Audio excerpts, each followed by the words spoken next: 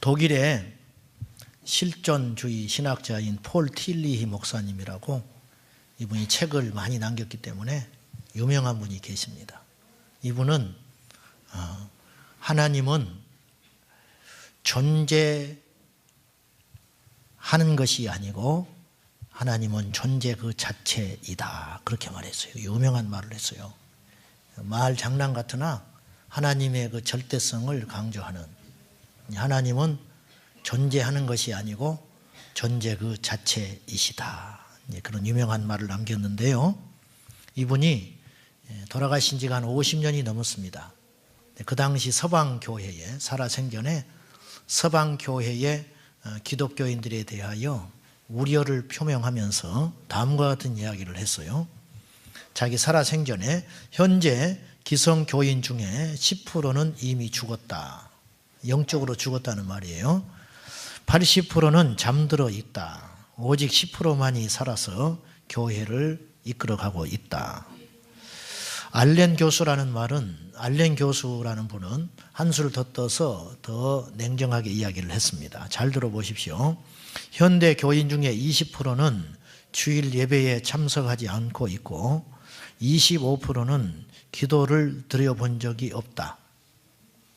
35%는 가정에서 성경을 읽는 일이 없고 40%는 하나님의 명령인 11조 헌금을 안 하고 있다. 60%는 기독교 서적을 읽지 않고 있으며 75%는 교회에서의 책임을 회피한다. 85%는 전도를 한 명도 해본 적이 없지만 교인들 100%는 천국에 가기를 원하고 있다. 그랬죠. 맞는 말이죠. 천국은 가고 싶다고 가는 나라가 아닙니다. 많은 사람들이 믿으면 천국 간다, 이 말에 속아가지고 천국이 있다는 걸 믿고 하나님이 존재한다는 걸 믿음으로 천국에 간다고 생각하는 것 같아요. 이건 마귀가 뿌려놓은 값싼 은혜의 싸구려 복음의 산물입니다. 절대 그렇지 않습니다. 교리나 전통을 우리는 믿어서는 안 되고 성경이 말하는 구원의 도리를 분명히 냉정하게 따져봐야 돼요. 성경에는 천국을 전부를 거는 자들이 가는 나라라고 묘사합니다. 밭을 전부를 걸어서 사는 사람, 값비싼 진주 하나를 찾으러 다니다가 만났어요. 그러면 자기의 전 재산을 털어서 그 진주를 사는 사람과 같다. 이것이 천국이다. 예수님 그렇게 말하셨어요. 자기 할 도리는 하지 않으면서 천국에 100% 가고 싶어하는 심리가 우리들이죠. 왜 우리는 천국을 그렇게 바라고 소망하는데 왜 천국의 삶을 살지 못하는가? 이유는 의외로 간단합니다. 천국을 간절히 품지 않아요. 가고 싶기는 하지만 열렬하게 간절한 마음으로 천국의 삶을 사모하진 않아요. 왜? 이 땅이 너무 좋거든요. 그리고 이 땅을 희생하려고 하질 않아요. 포기하지 않고 주시는 하나님의 선물은 없습니다. 절대 없어요. 천국은 가고 싶은 마음은 굴뚝 같지만 희생은 없고 다 팔아서 갈 용기는 없다는 것입니다. 하루하루 큰 문제의식 없이 좋은 것이 좋다 하면서 지옥문을 향하여 가는 거짓된 교인들이 세상에 많이 있습니다. 그들의 눈에는 열심 내는 성도들을 보면은 광신자 집단처럼 보입니다. 그렇죠? 광신자처럼 보여요. 예수님의 제자들은 그런 면에서 전부 광신자였습니다. 천국은 광신자 집단입니다.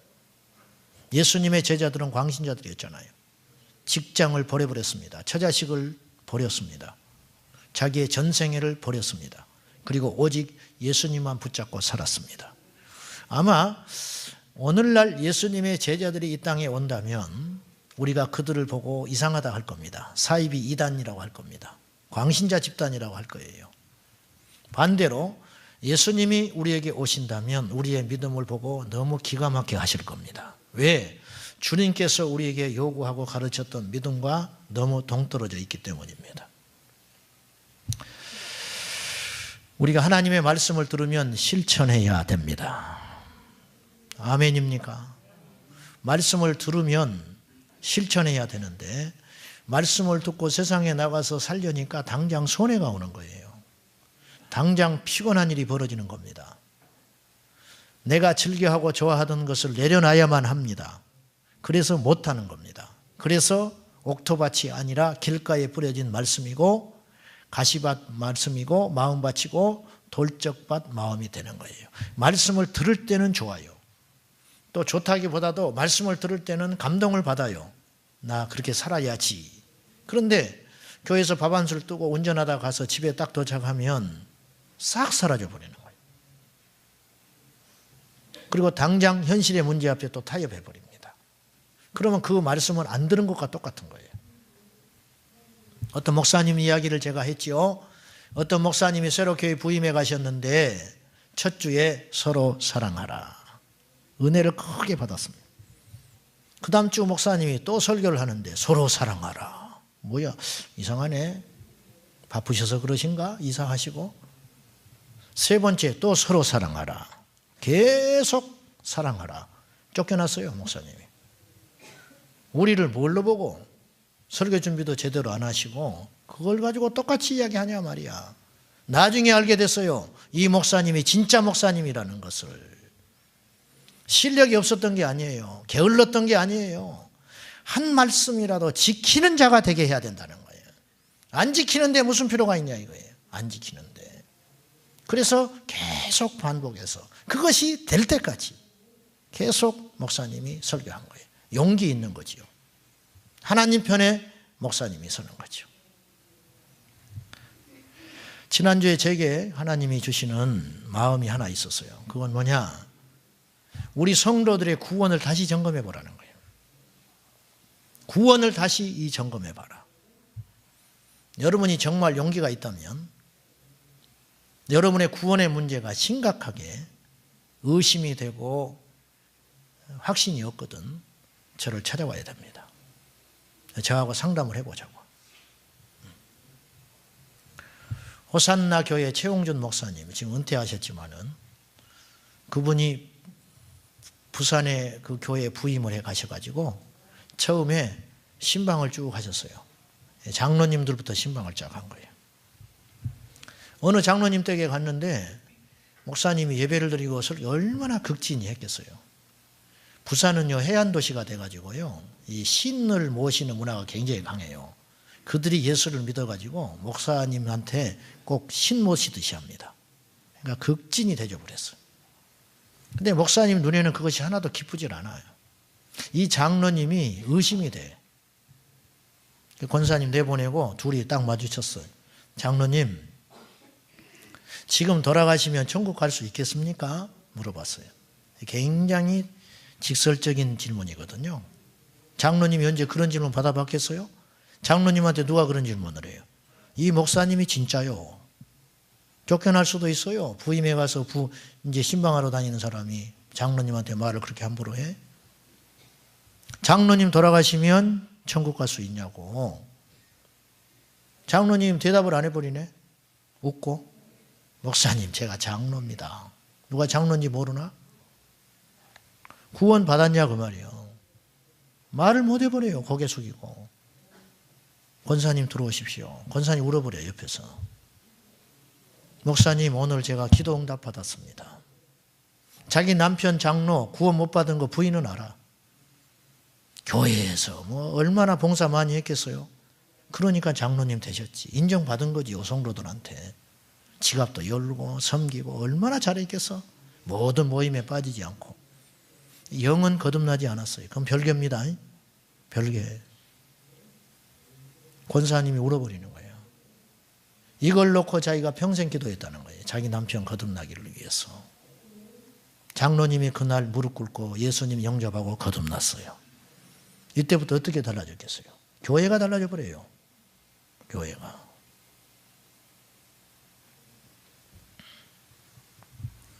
두 번째 하나님이 저에게 주시는 감동이 하나 있었어요. 너는 성도들을 가르쳐 지키게 해야 된다. 아, 정신이 바짝 나는 거예요. 내가 안 가르쳤구나. 나는 가르친 줄 알았거든요. 가르치질 않았어.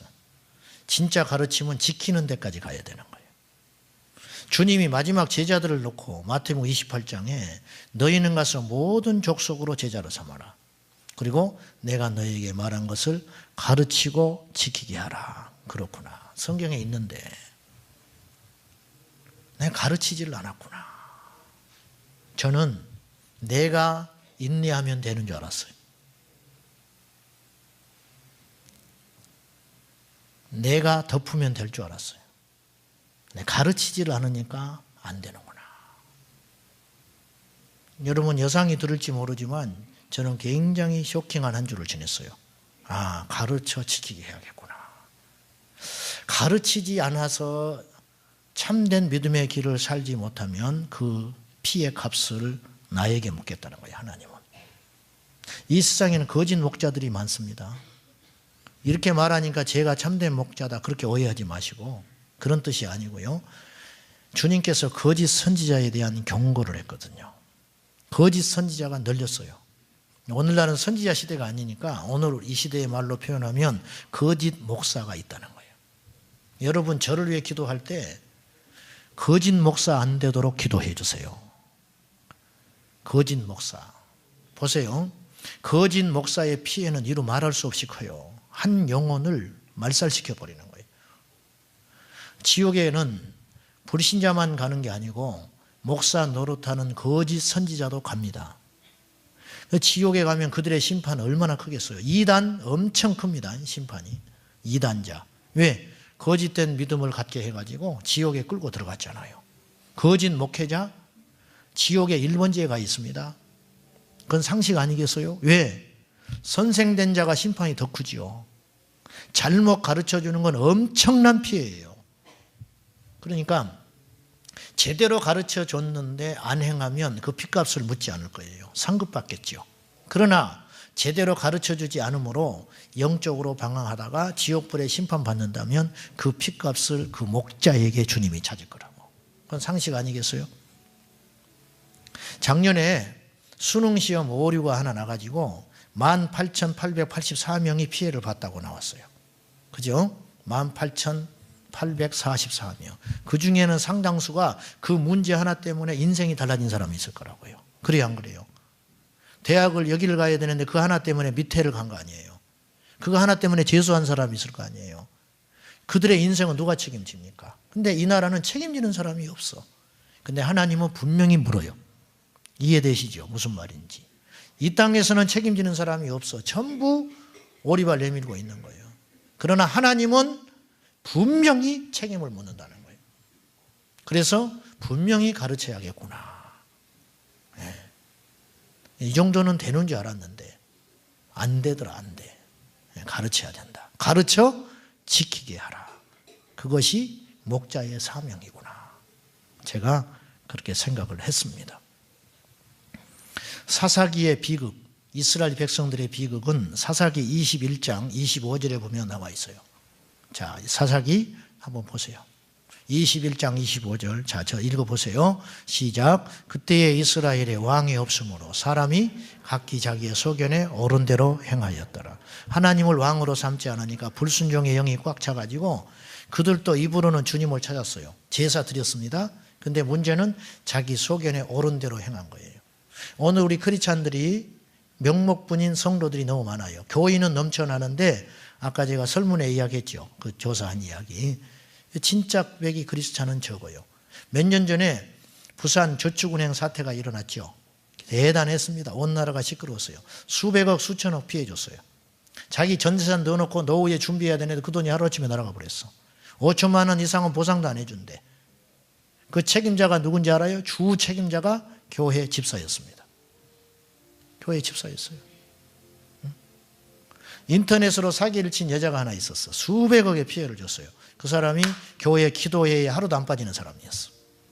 이게 우리 한국교회 수준이에요. 천국 갈 것 같습니까? 그 사람이? 그래도 교회에 와서 회개하고 기도하면 하나님이 넙죽 받아줄 것 같습니까? 아니에요. 진정한 회개는 삶을 바꾸는 데 있어요. 근데 이건 안 바뀌어져. 저는 도덕을 말하는 게 아니에요. 참된 믿음에 대해서 이야기하는 겁니다. 참된 믿음에 대해서. 믿음에 대한 심각한 오리와 오해는 수많은 거짓된 그리스도인을 양산했고 헛며칠만 내다가 지옥의 불에 가게 생긴 거예요. 디모데 후서 4장 3절. 때가 이르니 사람이 바른 교훈을 받지 아니하며 귀가 가려워서 자기의 사욕을 따를 스승을 많이 두어. 잘 보십시오. 사도 바울은 계시의 사람입니다. 종말을 봤어요. 때가 이르니 마지막 때에 이런 일이 일어난다. 마지막 때에는 어떤 일이 벌어지느냐? 사람이 바른 교훈을 받지 않는다는 거예요. 귀가 가렸어요. 그러니까 귀가 가렵다는 뜻이 아니에요. 간지럽다는 뜻이 아니고 귀를 딱 덮어버렸다는 거예요. 귀가 가려져 가지고 자기의 사욕을 따를 스승을 많이 둬요. 무슨 말이냐면 원래 교육이라고 하는 것은 스승의 말을 100% 순종하고 자기 삶을 바꾸는 거예요. 그런데 종말에는 어떤 현상이 일어나냐면 자기 생각을 딱 갖고 있어요. 사욕, 내가 하고 싶은 일이 있고 내가 만나고 싶은 신이 있는 거예요. 내가 하고 싶은 신앙생활이 있는 거예요. 그것이 각기 있어요. 이걸 가지고 하나님께 나와가지고 하나님을 움직이는 거예요. 그러니까 내 생각과 구미에 맞는 스승을 쫓아다니는 거예요.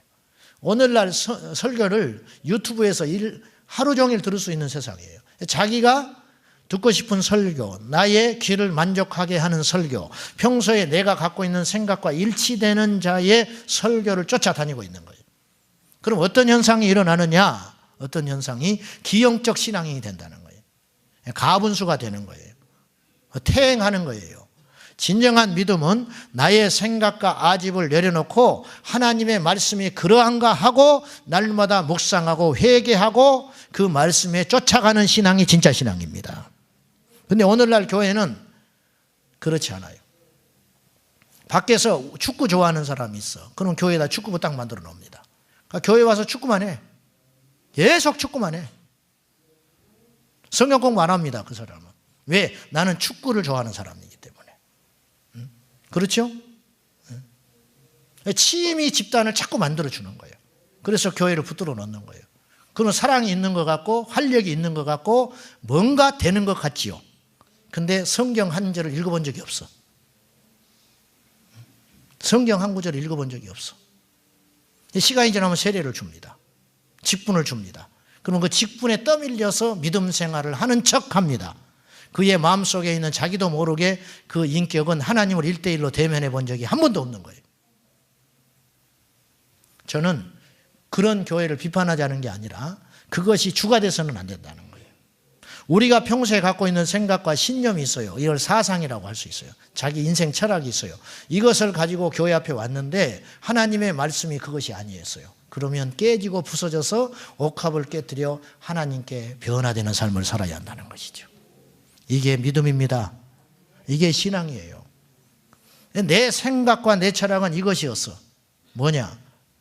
정직한 자가 보상을 받는다. 세상의 구조는 그렇거든요. 이 생각을 가지고 교회에 왔는데 아니었어. 정직한 자가 보상받고 하나님 나라 가는 게 아니라 믿음 있는 자가 간다는 걸 알았어요. 그걸 딱 나오고 부딪히는 거죠. 이 말씀이. 그때 우리는 이걸 내려놔야 되는데 이걸 고스란히 갖고 있어요. 가지고 말씀은 그렇게 해도 이걸 튕겨내버려. 그리고 자기 의로 살아가는 거예요. 이게 21세기 바리새인이에요. 이거지. 할렐루야. 썰렁하니까 할렐루야 하는 거예요.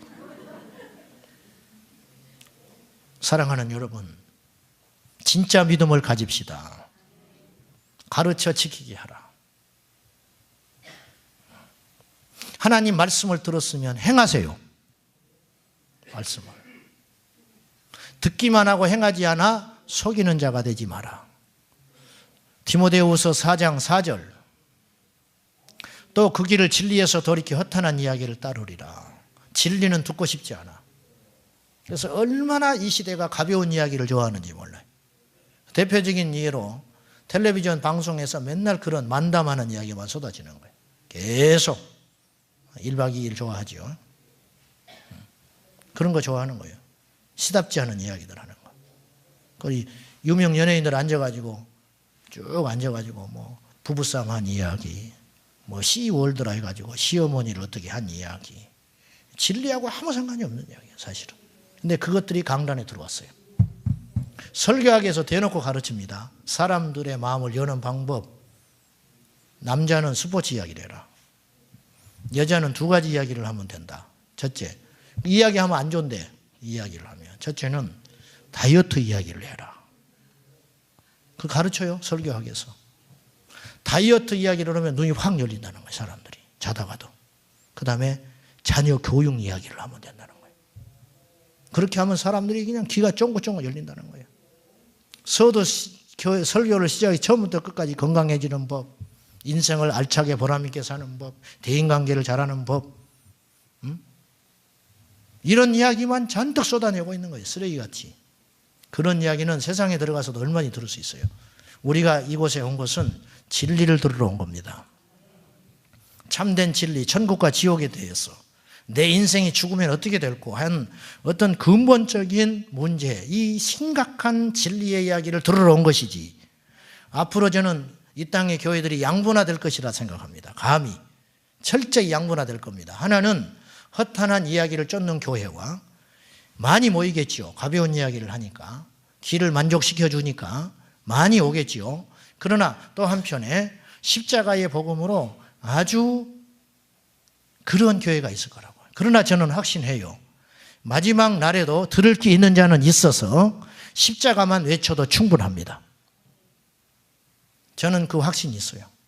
참된 진리를 외쳐도 교회는 부흥합니다. 사람들에게 불편한 설교를 해도 교회는 부흥할 수 있습니다. 왜? 교회의 주인은 하나님이시기 때문에. 그리고 택한 자가 있어요. 요한계시록에 보면 7교회 초대교회 이야기를 하면서 그 7교회 한 교회 할 때마다 반드시 성령께서 하시는 말이 있어요. 성령이 말하되 귀 있는 자는 들을지어다. 귀 있는 자는 반드시 있습니다. 그 사람이 하나님이 택한 사람입니다. 할렐루야. 여러분에게 말씀이 들어가고 있습니까? 심령에 들려옵니까? 회개해야 되겠다고 생각이 되십니까? 정신 차려야겠다는 생각이 드십니까? 그 사람이 택한 주의 백성입니다. 그 사람이 주의 택한 백성이에요. 베드로가 설교하니까 회개했어요. 3,000명, 5,000명 회심했어요. 스데반이 설교하니까 돌을 들어서 쳐버렸어요. 전자는 택한 자요, 후자는 하나님이 버리기로 작정한 자입니다. 감히 말씀드리는데. 자, 이제 당분간 예수님처럼 그 시리즈를 하겠어요. 지난주 설교 제목이 뭐였어요? 예수님처럼 용서하라. 오늘 따라합시다. 예수님처럼 기도하라. 예수님처럼 기도하라는 말 속에는, 이 제목에는 무엇이 담겨져 있냐면 우리가 잘못된 기도도 한다는 뜻이에요. 예수님처럼 기도하는 것이 진짜 기도예요. 예수님처럼 기도하는 게 진짜 기도인데, 예수님처럼 기도하지 않는 신앙인도 있다. 또 그럴 때가 있다. 그렇죠? 우리가 예수님처럼 기도하지 않을 수 있다. 예수님처럼 기도하지 않는 것은 기도를 안 하는 것과 같다. 중언부언이라고 주님 말했어요. 그런 기도를 일컬어서. 모든 인간은 기도합니다. 왜? 종교심이 있거든요. 어려운 일이 닥치면 신을 만납니다. 찾으려고 합니다. 입시생이 되면, 입시철이 되면 모두 다 자기 종교를 찾습니다. 평소에 절간에 안 가는 사람도 절간으로 갑니다. 평소에 미신이라고 치부하던 사람들도 어려운 일이 닥치면 점쟁이를 찾습니다.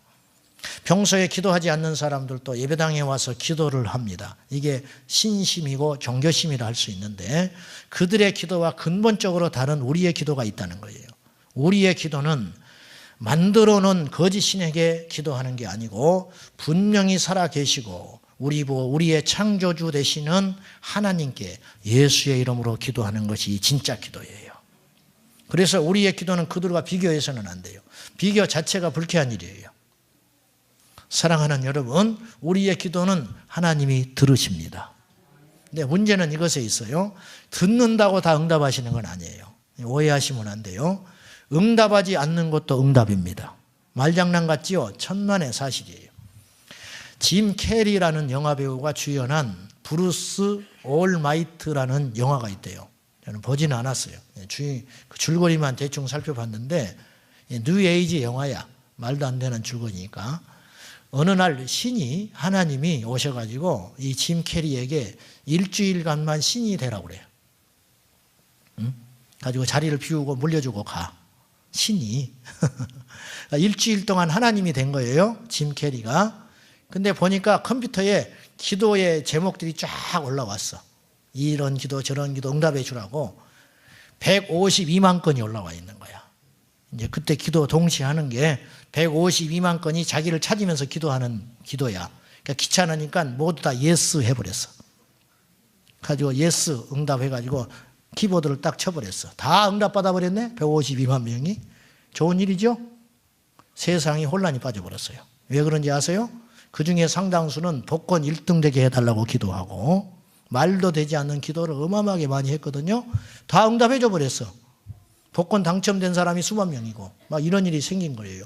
그러니까 경제 질서가 무너져 버리죠. 세상이 큰일 나게 생긴 거예요. 이해되세요? 무슨 말인지? 저놈 죽여달라고 죽어버리는 거 어떻게 할까요?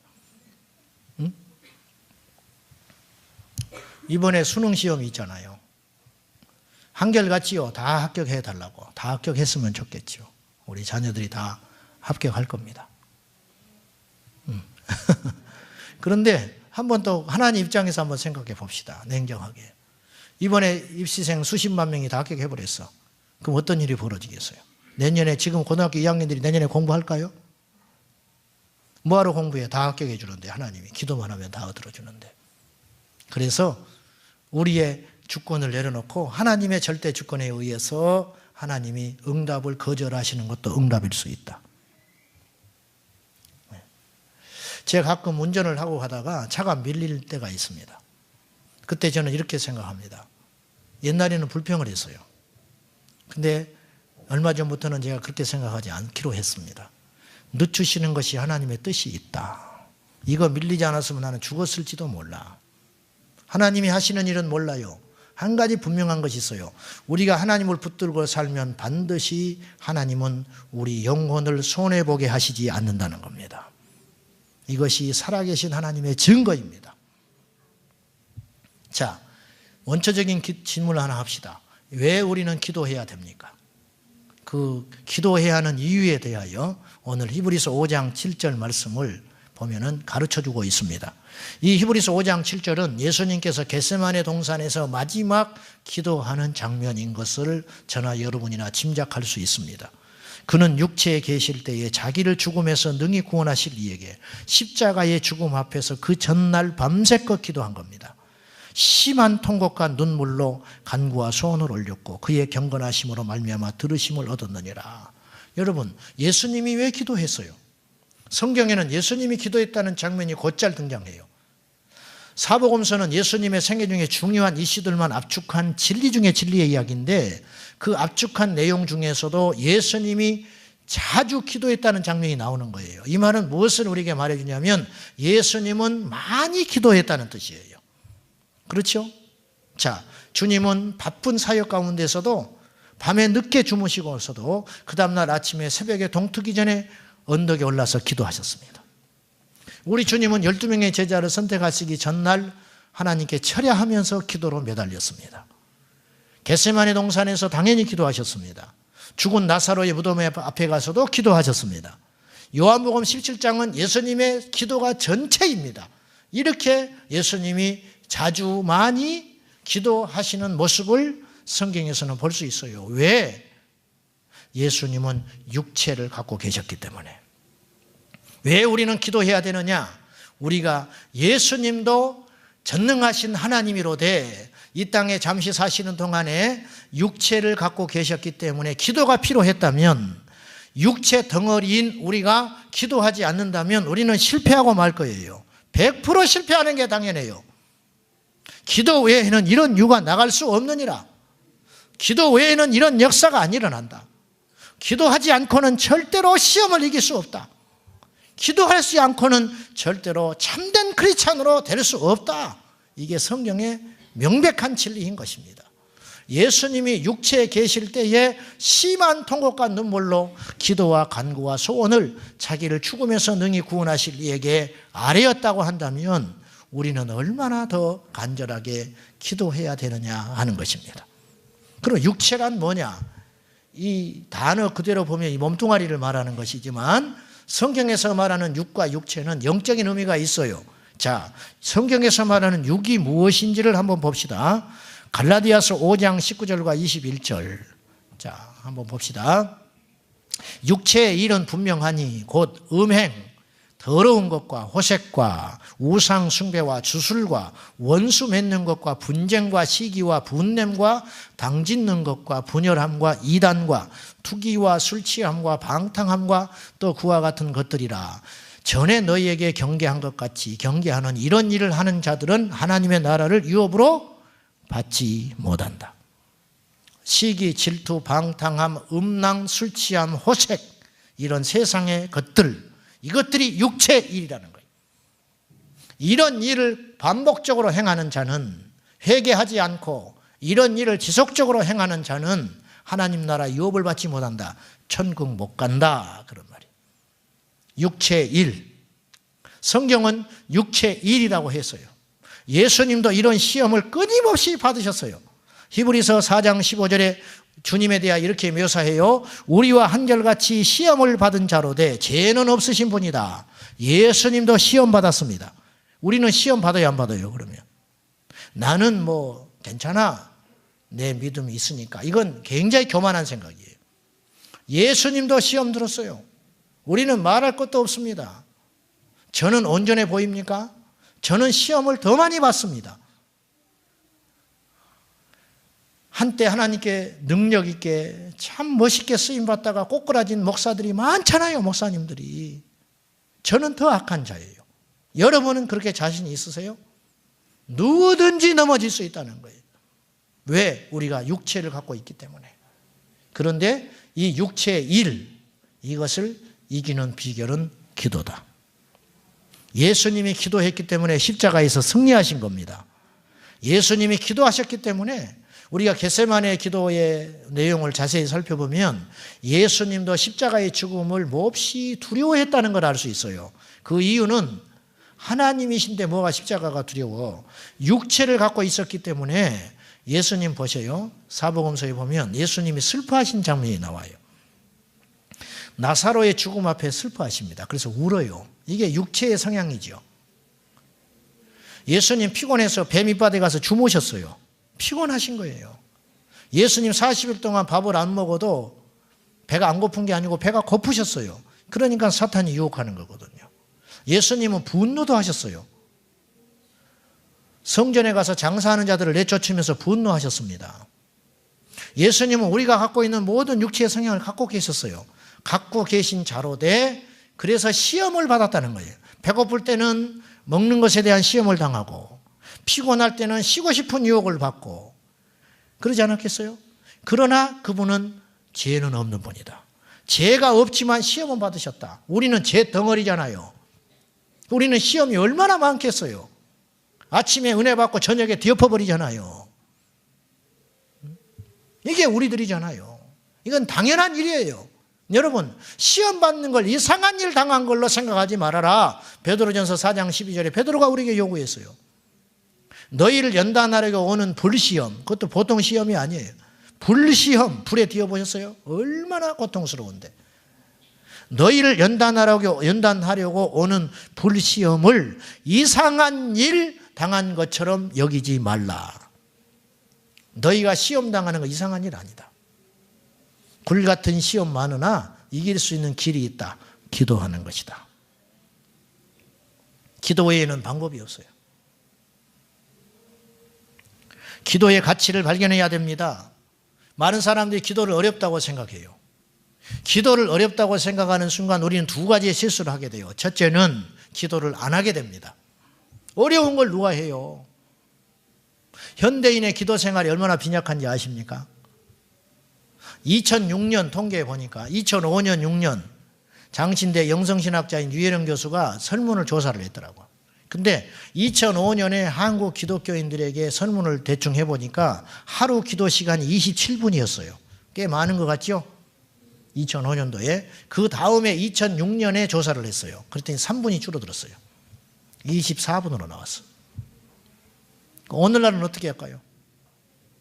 어디 제가 인터넷에 통계 검색을 해보니까 충격적인 이야기가 있었어요. 한국 목회자의 56%가 하루 기도 생활이 15분 이하다. 한국 교회는 그래도 기도를 좀 하려고 하는 교회인데도 불구하고 56%가 15분 이하였어요. 성도들 중에 성도들 하루 평균 기도 시간이 1분 30초로 나오는 통계도 있어요. 1분 30초. 자, 한번 봅시다. 어떻게 그런 통계가 나왔을까? 식사 기도한 거 빼고요. 그건 의무적인 거니까 뺍시다. 교회 와서 기도하는 거 뺍시다. 다 하니까 예배 전에 후에 또 하잖아요. 그거 빼고 셀 모임, 구역 모임에 가서 기도하는 거 뺍시다.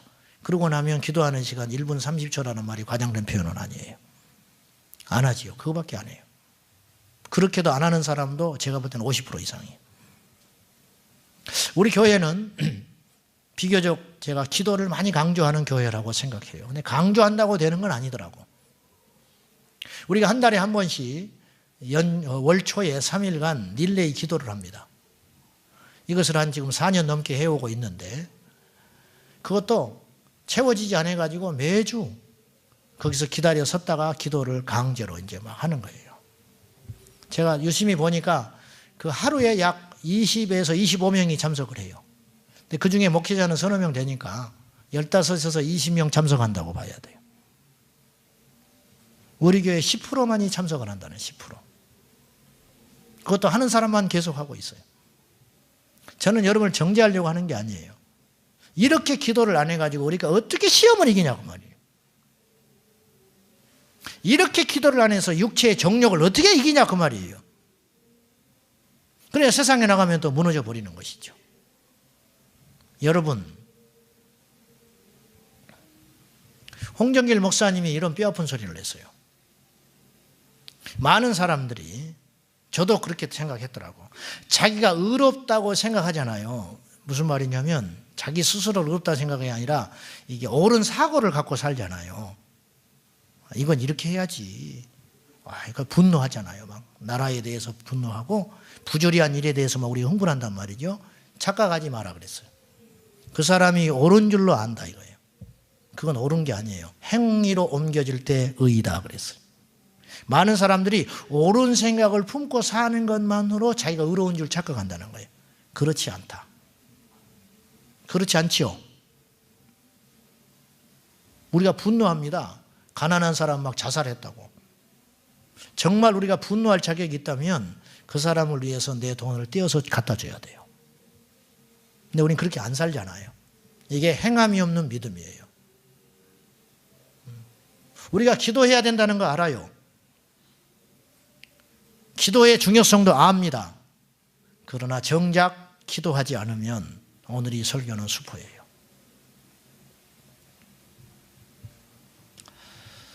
다음 주에 제가 또 이 설교를 해야 되겠습니까? 기도하라고?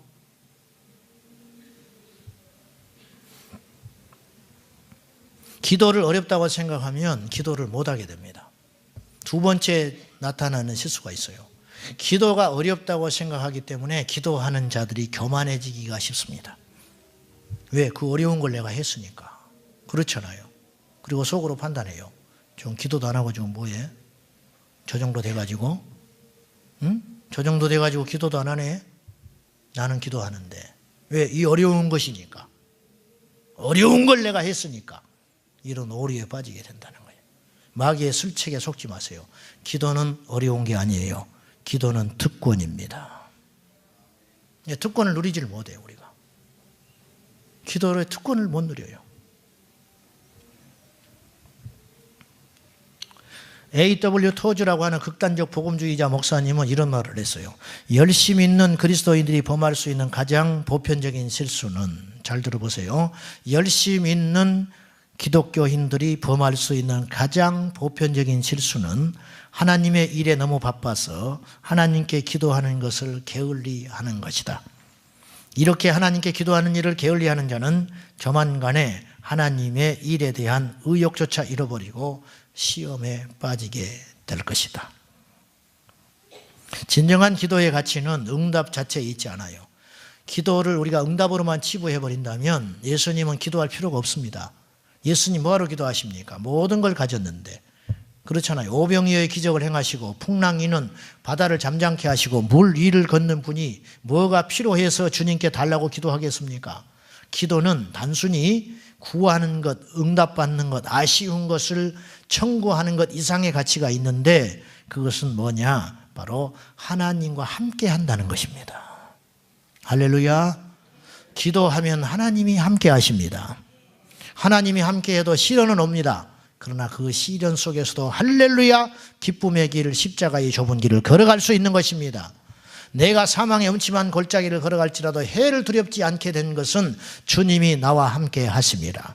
주님이 나와 함께 하시는 유일한 영적 행위는 기도다. 주님을 붙잡고 사는 거죠.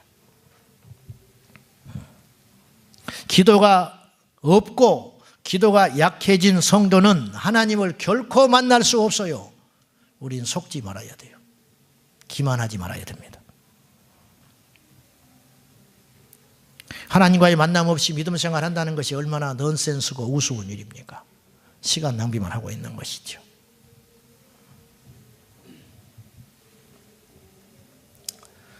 오늘 히브리서 5장 7절에 예수님께서 기도 응답을 받았던 이유는 경건하심에 있었다 그랬어요. 경건하심으로 말미암아 들으심을 얻었느니라. 경건하지 않으면 하나님이 우리의 기도를 듣지 않는다는 거예요. 자, 우리가 처음에 기도할 때는 뭔가 필요해서 막 기도를 하기 시작해요. 그죠? 필요하고 속상하고 억울해서 하나님께 엎드려 기도를 합니다. 기도를 하다가 깊어지고 성령이 임하시면 나의 회개가 터집니다. 그리고 무엇을 구하는 기도가 아니라 나의 삶을 놓고 하나님께 기도하기 시작해요. 이것이 기적입니다. 기도하면 두 가지 현상이 일어납니다. 하나님이 나를 바꾸십니다. 그리고 환경을 바꾸십니다. 이게 기도의 능력이에요.